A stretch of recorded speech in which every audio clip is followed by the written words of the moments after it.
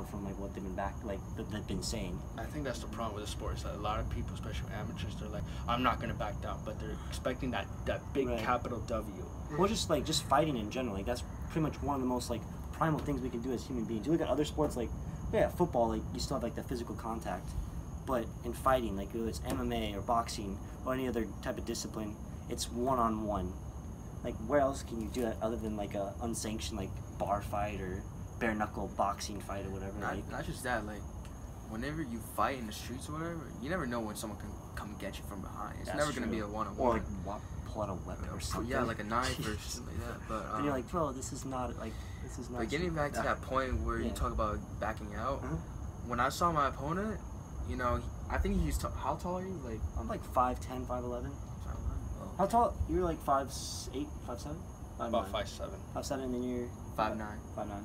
Okay. I think he was like 6'2", 6'3". So he was. Damn, dude, he had a height of that and probably wingspan too. Yeah, and he had a great shape. He was in good shape. So I was like, I was a little intimidated. I was like, no. I ain't gonna back out. I'm just gonna do what I have to do. I don't care if I lose. You know. Yeah. I just wanna fight and just tell people I did it, even though I lost. But I don't care. You know. I did what I said I was gonna do.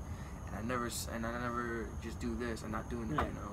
And dude, like both what you guys went through, that's an awesome stepping stone for just further in life. Like going through that whole process, going through the training, going through the ability to put yourself in the ring, go through the fight, and then say you did it, and then you can use that as leverage going further in anything else you pursue. Like I'll never see myself anytime soon going into the boxing ring. Like mad respect. Hopefully you get like I hope like you guys didn't get like any mini concussions or anything like that. That's always like Pritchard Cologne, right? Pritchard Cologne. That was so he was mentioning to me about him because I don't know if you ever watched. There's like an E60 special on him. Yeah. And actually, his mom, because his mom or his family, they live here somewhere in Orlando. Right. And I don't know where it happened, where the fight happened, where he got paralyzed essentially from it.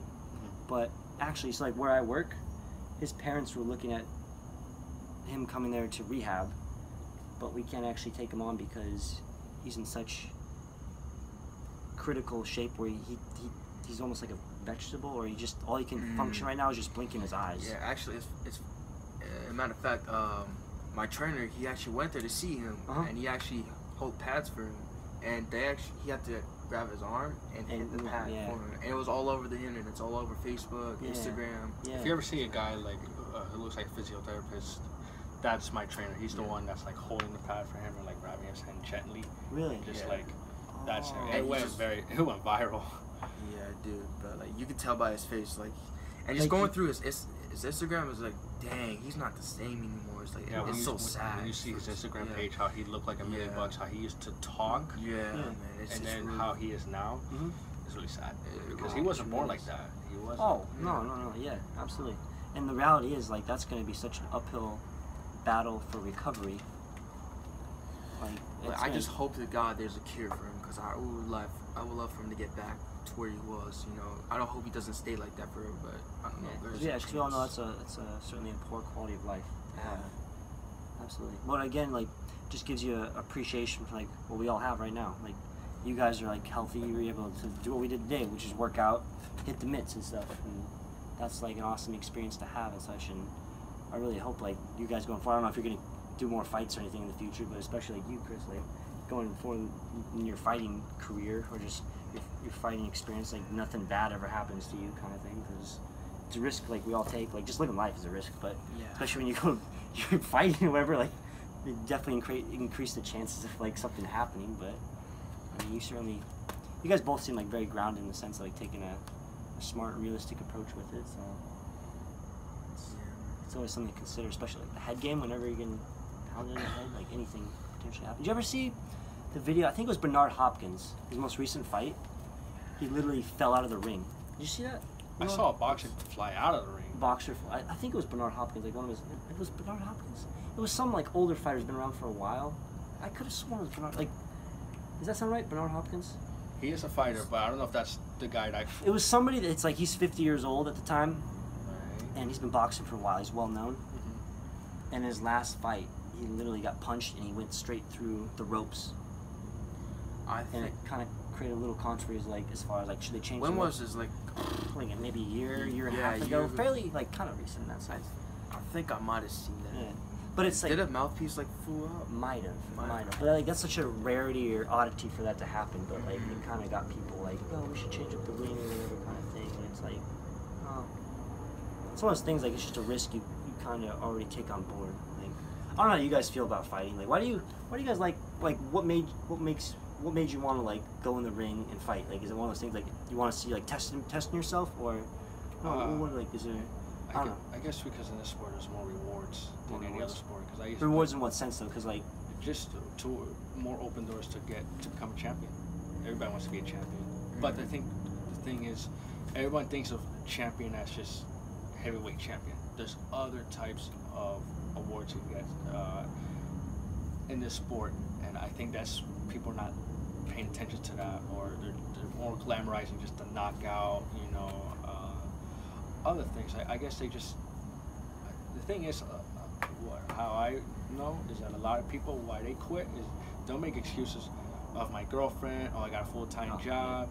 I'm getting old. Bro, they're not getting old. They're in the best shape. They're in their prime. They're like what, in their 30s? No, not even. What I get upset is that they're like your age, 23. Late 20s, right? No, they're like in his 20s? age, and they're like, I'm old. I can't be doing this forever. What do you mean you're old, buddy? Like that's just their excuse. But they're afraid.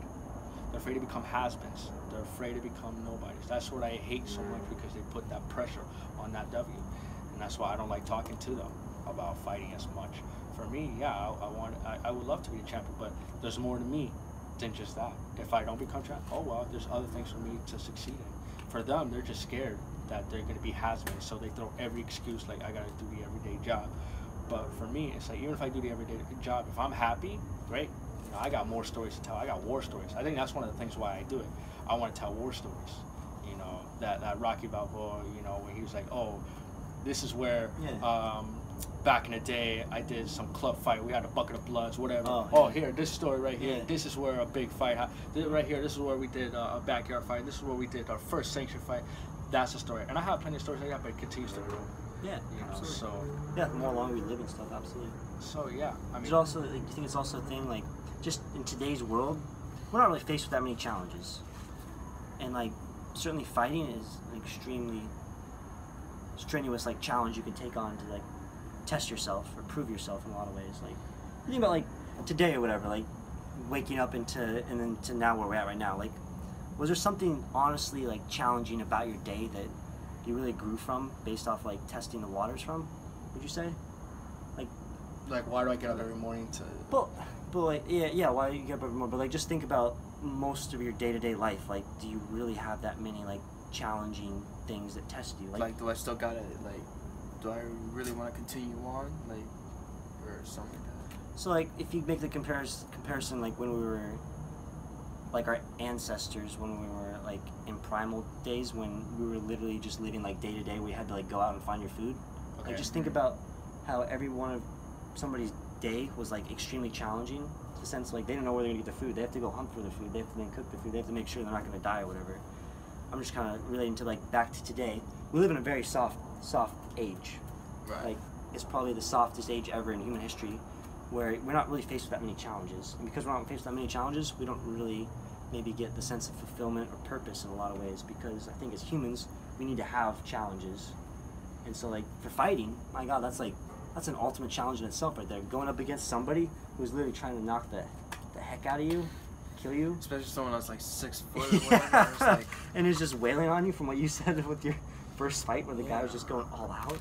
When I met him, I was like, oh crap. I thought he was giving me like my size, because in the picture, like they showed in the picture like who you're gonna be facing, and I'm thinking, okay, this guy, and he looked like skinny in the picture, and the way how they cropped the picture too. Yeah, they don't show his entire body, right? So when I actually got to see him, I was like, wow. Oh, yes, yeah. No, that was a nice surprise. I think I know what you're trying to say. Like why, like those old stories were like, back in my day, we didn't have the cars. We had to walk 15 miles to get. Is that what you're trying to talk about? Like why do we have this? Yeah, it's just, again, I'm just kind of relating to like, I think we need struggle in our life. Well, we've been through plenty up north, like I've always mentioned that. Yeah. And I think just by being in Florida, it doesn't just give us. Hamilton gave us challenge, and it gave us but by that, because of the real struggle we went through, Florida has given us opportunities, has given us open doors. Yeah. Just by doing this, because there's just been many people we've met. I mean, I got plenty. I'm happy, you know, and I think just because how many opportunities has been coming, that's also giving me the day-to-day to wake up, just to smell the roses. Like, okay, let's see what life's got for me next, because I know I deserve it. You know, and I mean, to even those who don't fight and they're expecting that W, okay, you get in the ring, take your time off work and just train, you know, but they're not going to do it. They just keep talking, so I don't listen to them. So I think for me, it's just that, Florida's giving me more opportunity to live life and to enjoy life more. I think that's something teachers failed at in high school. They want you to be, you know, go to high school, then go to college for 4 years or whatever, and, you know, be successful the way they want you to be. But I think what they failed is enjoy life, because they're saying high school's the best 4 years. Once you get to the real world, then you got to work, and it's like, no.